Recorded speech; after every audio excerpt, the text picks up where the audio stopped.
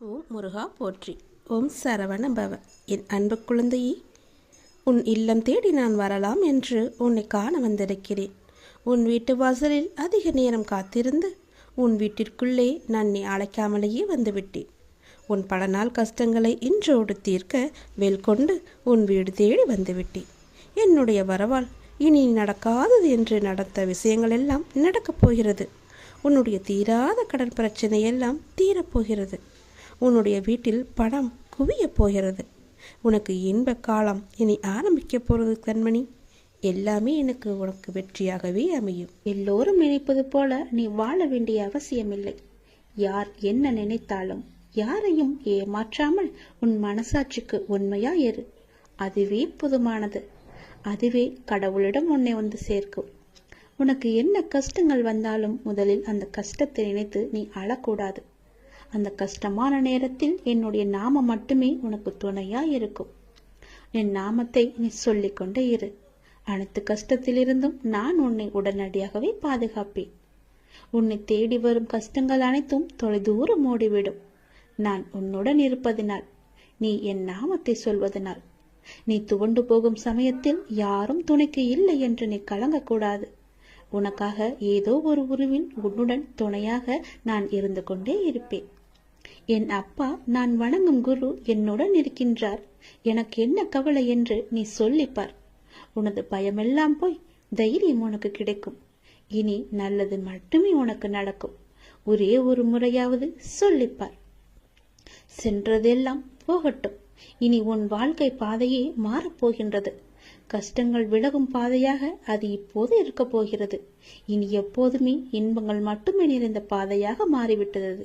இனி எல்லாமே உனக்கு வெற்றிதான். உன்னால் முடியும். நீ சாதிக்க பிறந்திருக்கின்றாய். நீ முயற்சி செய். நிச்சயம் அதற்கான பலன் உனக்கு கிடைத்தே தீரும்.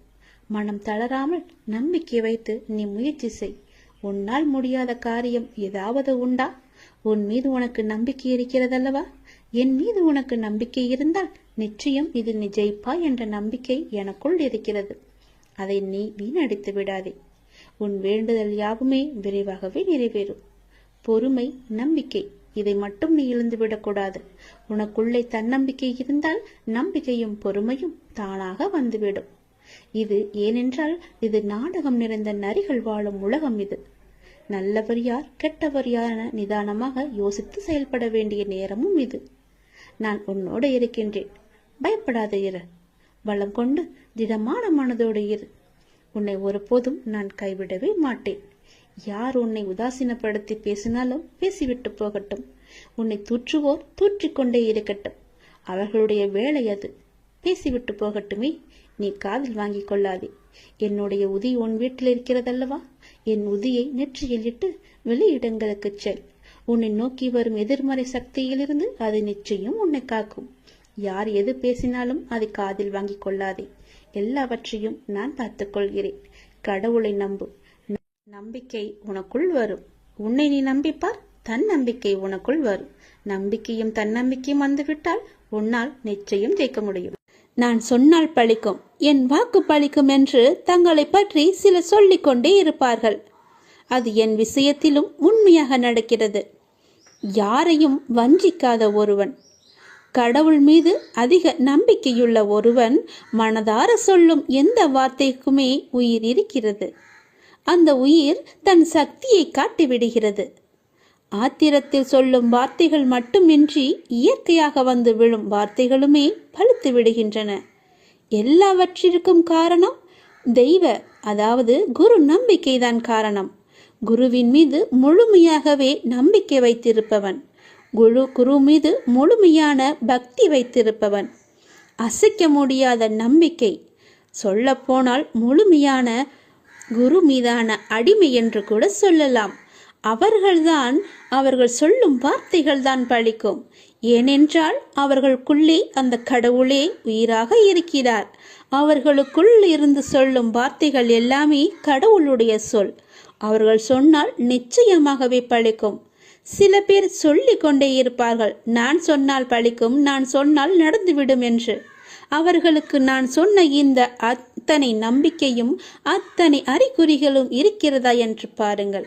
சில பேர் ஏமாற்று பேர் வழிகளாக கூட இருக்கலாம். அவர்களை நம்பக்கூடாது. நிச்சயம் நடக்கும். நம்பிக்கைதான் காரணம். நம்பிக்கை மட்டும்தான் அவரை அந்த வழியில் செல்ல வைக்கிறது. அந்த வார்த்தையை பலிக்க வைக்கிறது. சவால் என்ற வார்த்தைக்குள்ளேதான் வாசல் என்ற வார்த்தை மறைந்திருக்கிறது. அது உனக்கு தெரியுமா? நீ யாரிடம் வேண்டுமானாலும் சவால் விட்டுக்கொள். அதிலிருந்து தான் உனக்கான வாசல் திறக்கும். நீ எதிர்கொள்ளும் சவால்களை தான் வாசலாக உனக்கு திறக்கின்றன. உன்னுடைய எதிர்காலத்தின் வாசல் அங்குதான் இருக்கிறது. தைரியமாக செல். உனக்கான வாசல் எப்பொழுதும் திறந்தே நான் வைத்திருக்கிறேன். நீ எப்போது வேண்டுமானாலும் அதற்குள்ளே நீ வரலாம். உனக்காக நான் அங்கு காத்து கொண்டிருக்கிறேன். நீ தைரியமாக என்னை நோக்கி வா. உனக்கு வேண்டியதை நீயே செய்து கொள். உனக்கு எது தேவையோ அதை நீயே நிவர்த்தி செய்து கொள். உனக்கு வேண்டியத பொருளை நீயே வாங்கிக்கொள். யாரையும் சார்ந்து இருக்காதே.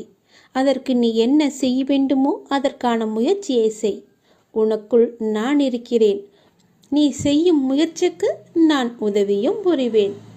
உனது ஆசைகள் எண்ணங்கள் அனைத்துமே கூடிய விரைவில் நிறைவேறப் போகிறது. எப்பொழுதும் யாரையும் சார்ந்து மட்டும் இருக்காதே என் தங்கமே. உனது வாழ்க்கையில் இக்கட்டான நிலைகளை எல்லாம் பார்த்து முடித்து விட்டாய். இக்கட்டான நிலையில் நீ எடுக்க வேண்டிய முடிவை நீயே முடிவு செய். உன்னுள் இருக்கும் நான் அதற்கு உதவியும் செய்கிறேன். நீயோ அதற்கான தீர்வை தேடி அலைந்து திரிந்து கொண்டிருக்கிறாய். உன்னை சுற்றியுள்ளவர்களெல்லாம் நல்லவர் என்று நீ நம்புகிறாய். உன்னுடைய உறவினர்களையும் சேர்த்துதான் நான் சொல்கிறேன். அதனால் யாரிடமும் போய் அதற்கான தீர்வை தேடி அலையாதே. அவர்களிடம் போய் உன்னுடைய குறைகளை பற்றி சொல்லாதே. அறிவுரையும் கேட்காதே. ஏன் அப்பா என்று கேட்கிறாய். எவர் மீதுமே நீ கோபம் கொள்ளாதே. அதற்கான பதிலை நான் கூடிய விரைவில் உனக்கு நான் சொல்கிறேன். உன் கோபம் மிக கொடியது. உதவி புரிவர்களிடம் மட்டுமல்ல, உன்னை உதாசீனப்படுத்தியவர்களிடமும் நீ எப்போதும் அன்பையே காட்டு. ஏன் அனைவரிடமும் அன்பாகவே பேசிப்பார். நீ வருத்தப்படுவதால் எதுவுமே மாறப்போவது கிடையாது. நம்பிக்கையோடு கம்பீரமாக உன்னுடைய குறிக்கோள் எதுவோ அதை நோக்கி சென்று கொண்டே இரு. உன்னுடைய சொந்த காலில் நிற்பதற்கான முயற்சியை செய். அதற்கு நிச்சயம் என்னுடைய உதவி இருக்கும். அதனால் கவலையற்று இரு. நீ அதை அடைய நான் உனக்கு நிச்சயமாகவே துணை இருப்பேன். இது என்னுடைய சத்திய வாக்கு. என் குழந்தைக்கு நான் கொடுக்கும் வாக்குறுதி. நான் உன் முன்னேதான் சென்று கொண்டே இருப்பேன். எதற்காகவுமே கலங்காதே. அப்பா என்னை தனியாக விட்டுக்கொண்டு முன்னே சென்று கொண்டிருக்கிறாரே என்று பயப்படாதே. நீ செல்லும் பாதையில் நிறையவே முட்கள் இருக்கின்றன. முட்கள் என்பது நிறையவே பிரச்சனைகள். அதைதான் யதார்த்தமாக சொல்கிறேன். நிறையவே பிரச்சனைகள், தடங்கல்கள் எல்லாமே இருக்கின்றன.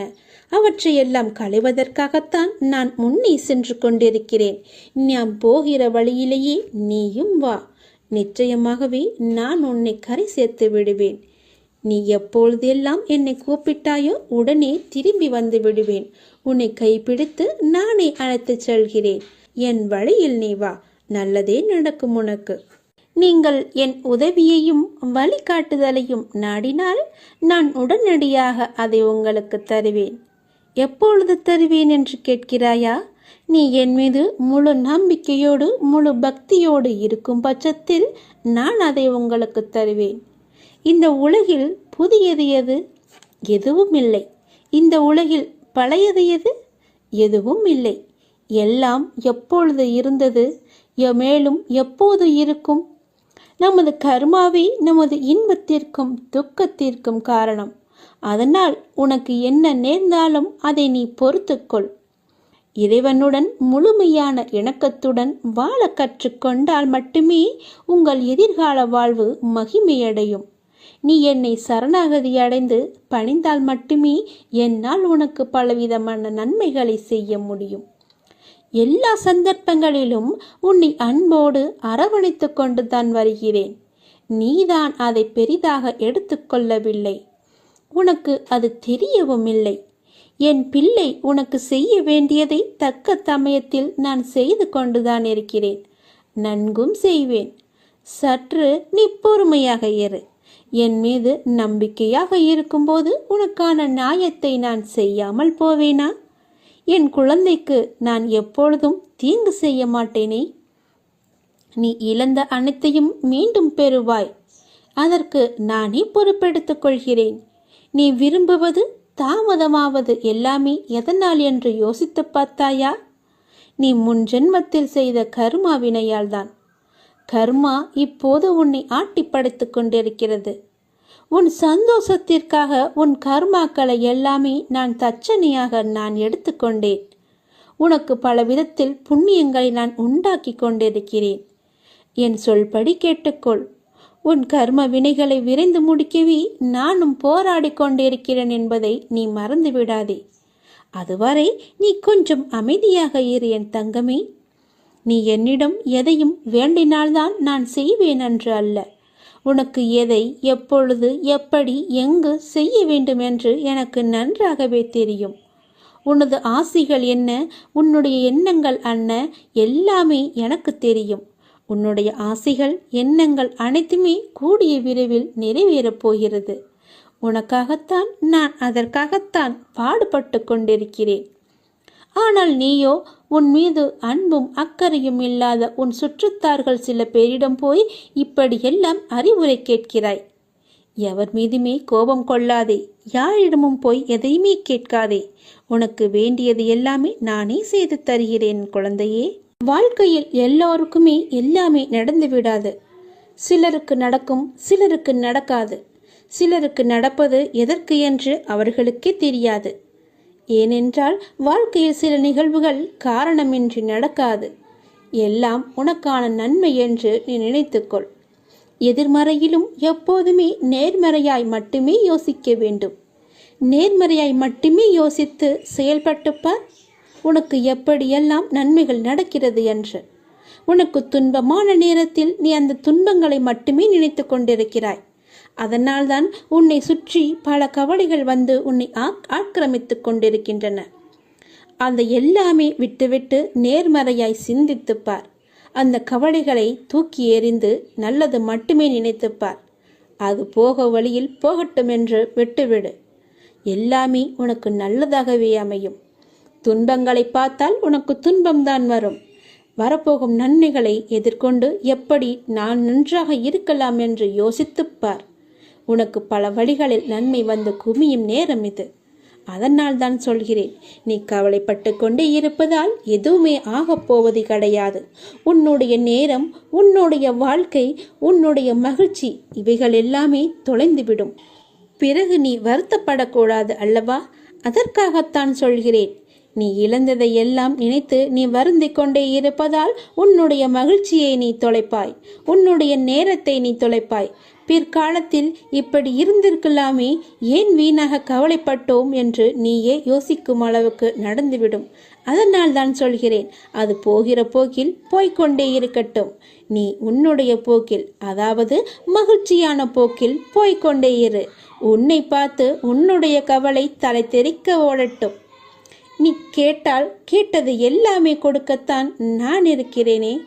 நீ வேண்டினால் வேண்டியது எல்லாமே நான் தருவேன்.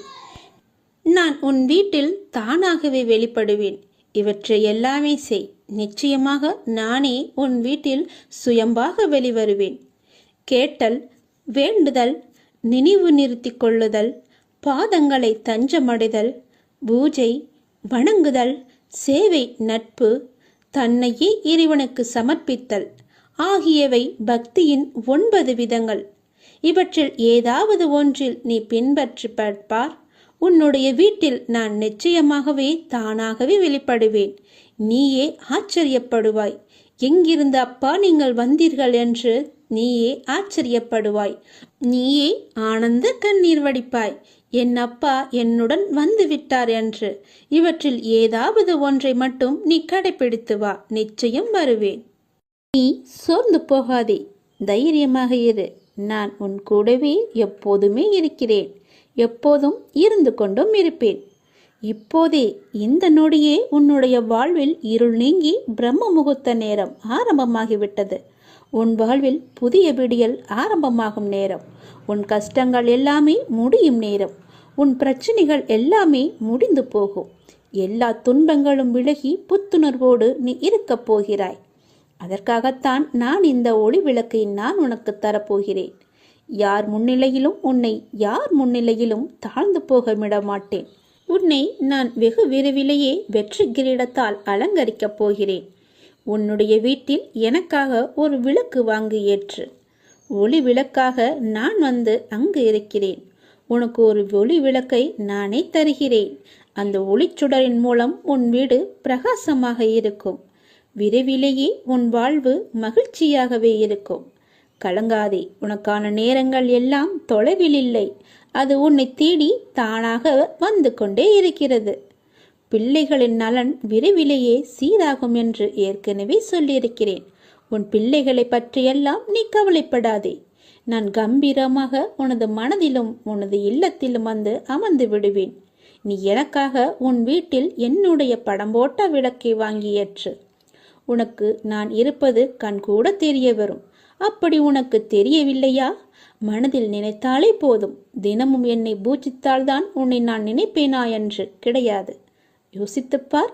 நீ இன்று இருப்பதை விட இதற்கு முன்பு பல வேதனைகளை எல்லாம் சந்தித்திருப்பாய். பலவிதமான மனக்கசப்புகளை எல்லாம் அனுபவித்திருப்பாய். உறவுகளுக்கெல்லாம் சண்டை சச்சரவுகளுடன் இருந்திருப்பாய். ஆசையாய் வாங்கியது எல்லாமே உன்னை கைவிட்டு போயிருக்கும். போன நிம்மதியை எல்லாமே இழந்திருப்பாய் நீ. ஏன், தினசரி வாழ்க்கை நடத்துவதற்கு கூட நீ பட்ட கஷ்டங்கள் எவ்வளவு என்று எல்லாமே எனக்கு தெரியும். நீதான் அதை மறந்துவிட்டாய். அப்படி பல கஷ்டங்களுக்கு இடையே உன்னை மீட்டு அழைத்து வந்தது யார் என்று நினைக்கிறாய்? நான் தானே. அப்படி இருக்கும்போது நீ எதற்காக என்னை மறந்தாய்? நான் எங்கும் போகவில்லை. அனைத்துமே நான் அறிவேன். அனைத்துமே நன்மைக்கு. எப்படியே நம்பு. அப்படித்தான் நான் இருக்கிறேன். உன்னை வழி நடத்தி செல்லும் ஆசானாக நான் இருக்கிறேன். அனுதினமும் என்னை பூஜித்தாய். அதனால்தான் நான் உன்னிடத்தில் வந்து சேர்ந்தேன். எப்படி வந்து சேர்ந்தேன் என்று உனக்கே தெரியாது. நீ எனது பொக்கிஷம். நீங்கள் அனைவருமே என்னுடைய குழந்தைகள். எனது அனுமதியின்றி எவரும் உன்னை தொட முடியாது. நான் சொல்வது போல என்னுடைய விளக்கை வாங்கி உன் வீட்டு ஏற்று. ஒளி விளக்காக வருகிறேன். நல்லதுதான் நடக்கும். எப்போது நம் நாவிலிருந்து புறப்படும் வார்த்தைகள் நேர்மறையாக அடுத்தவர் மனதை புண்படுத்தாத போது எல்லாமே நல்லதாகவே நடக்கும். நம்முடைய நாக்குக்கு அப்படி ஒரு சக்தி இருக்கிறது. நம் நாக்கு வன்மையானது. இதனால் நாவின் உதவியோடு உருவாகி வெளிப்படும் வார்த்தை அதைவிட வன்மையானது, மிகவும் கடினமானது. ஒருவர் எதை காத்திட முடியாவிட்டாலும் நாவையாவது அடக்கி காத்திட வேண்டும். இல்லையேல் அவர் சொன்ன சொல்லை அவர் துன்பத்திற்கு காரணமாகிவிடும். நாம் அடக்கத்துடன் இருப்பது அவசியம். புலனடக்கம் என்பது ஐம்புலனுக்கும் உரியதுதான். அவற்றில் மற்றவற்றை காக்கவில்லை என்றாலும் பரவாயில்லை. பேச்சில் அடக்கத்தை கடைபிடிப்பது மிகவுமே அவசியம். ஒவ்வொருவரின் நாவிலிருந்தும் புறப்படும் வார்த்தைகள் மற்றவர்களுக்கு மகிழ்ச்சியை தரலாம். சிலருக்கு மனதை உடைத்தெறியலாம், நம்பிக்கையை உடைத்தெறியலாம், ஆறாத வடுவாய் ஏற்படுத்திவிடும் காயத்தை. ஒருவரை சிந்தித்து வாழ வைக்கலாம், மற்றொருவரை சாக கூட தூண்டலாம். ஒரு நொடி பொழுதில் நம்மை உயர்வடையவும் செய்யும், தாழ்வடையவும் செய்யும். கூடியவரை கடுஞ்சொற்களை தவிர்த்து விடுவதுதான் நல்லது.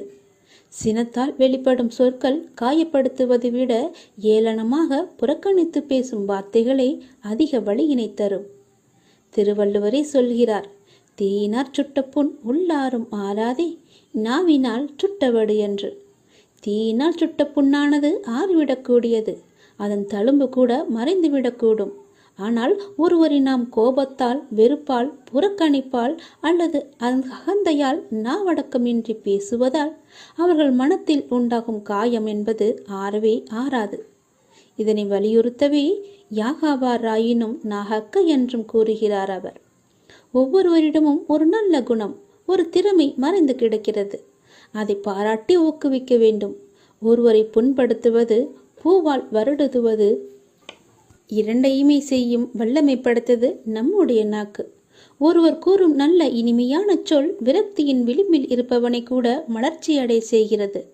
ஒருவர் வீசும் கடும் சொல்லோ நல்ல மனநிலையில் இருப்பவரை கூட வேதனைப்பட வைக்கிறது. இனிய கனியை தேர்ந்தெடுப்பதா, புளிக்கும் காயை தேர்ந்தெடுப்பதா?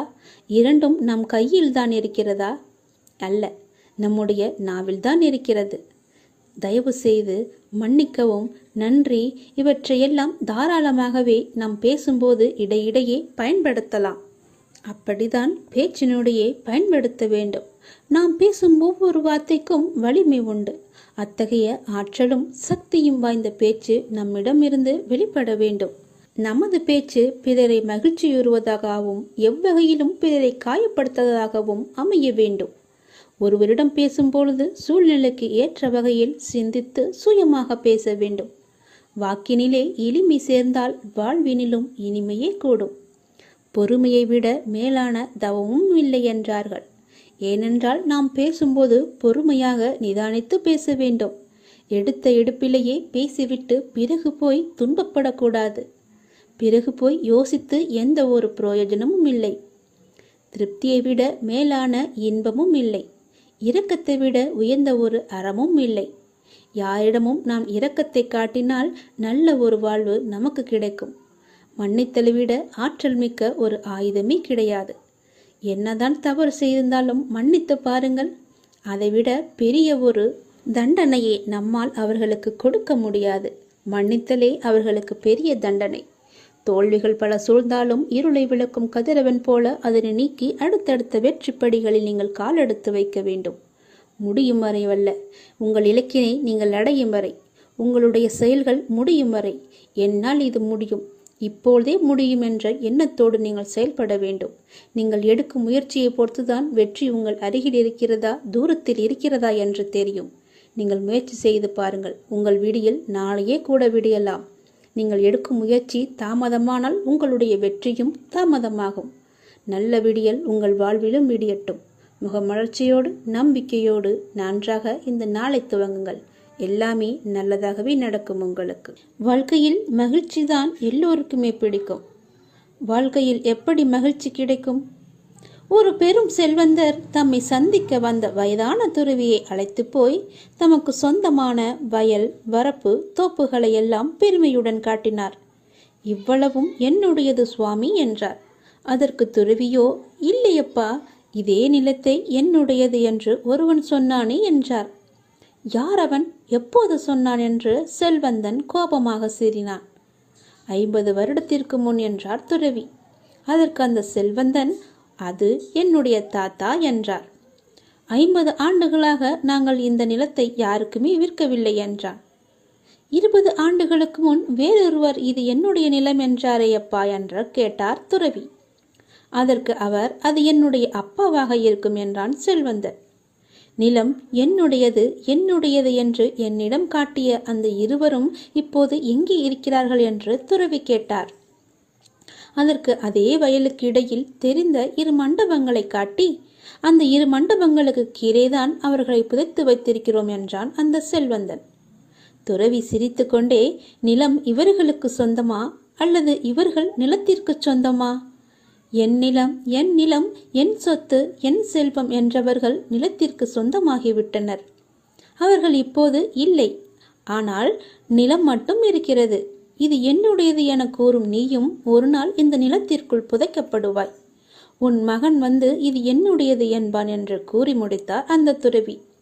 செல்வந்தன் தனது அறியாமையை எண்ணி தலை குனிந்தான். நாம் அனைவருமே இந்த பூமிக்கு சுற்றுலா பயணியாக வருகை புரிந்திருக்கிறோம் என்ற எண்ணத்துடன் வாழ்ந்தால் நமது வாழ்க்கை மகிழ்ச்சியாகவே இருக்கும். நம்முடைய பிறப்பு என்பது அடுத்த ஜென்மத்தில் இருக்குமா இருக்காதா என்று யாருக்குமே தெரியாது. நாம் செய்த புண்ணியத்தின் பயணமாக மட்டும்தான் நமக்கு அடுத்த ஜென்மம் இருக்கிறது என்று நாமே உணர்ந்து கொள்ள முடியும். நாம் அப்படி நிறைய புண்ணியங்கள் செய்திருந்தால் அப்பாவின் பாதத்தில் சேர்ந்துவிட்டு பிறகு மறுபிறவி எடுத்து மீண்டும் அப்பாவையே சேர்ந்து அவரையே வணங்குவோம். நமக்கு கிடைத்த இந்த பிறவியை மகிழ்ச்சியாகவே அனுபவிப்போம், மகிழ்ச்சியாகவே வாழ்வோம். துன்பத்தை மட்டுமே நினைத்து கொண்டு மிச்சம் இருக்கும் நாட்களையும் துன்பமாகவே நாம் கழித்து விட வேண்டாம். இன்றைய நாள், இந்த நாள் இது நமக்கு சொந்தமானது என்று முடிவு செய்து சந்தோஷமாக இருங்கள். எது வந்தாலுமே சந்தோஷமாக பார்க்கும் எண்ணத்தை மட்டும் வைத்திருங்கள். எல்லாமே நல்லதாகவே நடக்கும். துன்பத்தில் இருக்கும்போது அவர்கள் வாழ்வில் ஒழுகேற்ற நானே ஓடோடி வருவேன் என்பதை மட்டும் நீ மறந்து விடாதே. என் அனுமதியின்றி எதுவுமே உன்னை நெருங்காது. அதை முதலில் நீ மனதில் வைத்துக்கொண்டு எப்பொழுதுமே உன்னை நீ மகிழ்ச்சியாக வைத்துக்கொள். எதையுமே ஏற்றுக்கொள்ளாதே. எந்த துன்பத்தையுமே பெரிதாக எடுக்காதே. எந்த பிரச்சனையுமே உன் தலைக்கு மீறி போகாது என்பதை நான் உனக்கு உறுதியாக சொல்கிறேன். என் வாக்கு என்றுமே பொய்யாகாது. கொஞ்சம் நீ பொறுமையாக ஏறு. என்னுடைய அதிசயத்தை நிகழ்த்தப் போகிறேன். என்னுடைய அதிசயம் நிகழ்த்துவதற்கான நேரத்தை நான் குறித்து விட்டேன். தக்க சமயத்தில் அது நடக்கும். அனைத்தையுமே ஜெயமாக்குவேன். அப்பா நான் இருக்கிறேன். நீ கலங்காதே. எதற்குமே நீ கலங்காதே. உன்னுடன் எப்போதுமே உன் அப்பா இருக்கிறேன் என்று மன தைரியத்தோடு இரு. உன் கண்ணில் ஏற்பட்ட கண்ணீரை கண்டு நான் கலங்கி நிற்கின்றேன். உன் கண்ணீரில் உன் வாழ்க்கையில் உனக்கு ஏற்பட்ட வழிகளால் நீ துடித்து அனுபவித்த நேரத்தை நினைத்து என் மனம் தாங்காமல் நான் துடித்து கொண்டிருக்கிறேன். உன்னுடைய சூழ்நிலைகளும் உனக்கு ஏற்பட்ட நிகழ்வுகளும் உன்னை எப்படி எந்த அளவில் பாதித்தது என்பதை என்னால் உணர முடிகிறது. நினைத்தாலே உனக்குள் ஏற்படும் நடுக்கமும் பயத்தை பார்க்கும் நான் என் கண்கலங்கி நிற்கின்றேன். என் குழந்தை கோழை அல்ல. எத்தனை கஷ்டங்கள் வந்தாலும் தாங்கி நின்று கடந்து செல்லும் தைரியம் உனக்கு இருக்கிறது. அப்படிதான் உன்னை வழி நடத்தி கொண்டு வந்திருக்கிறேன்.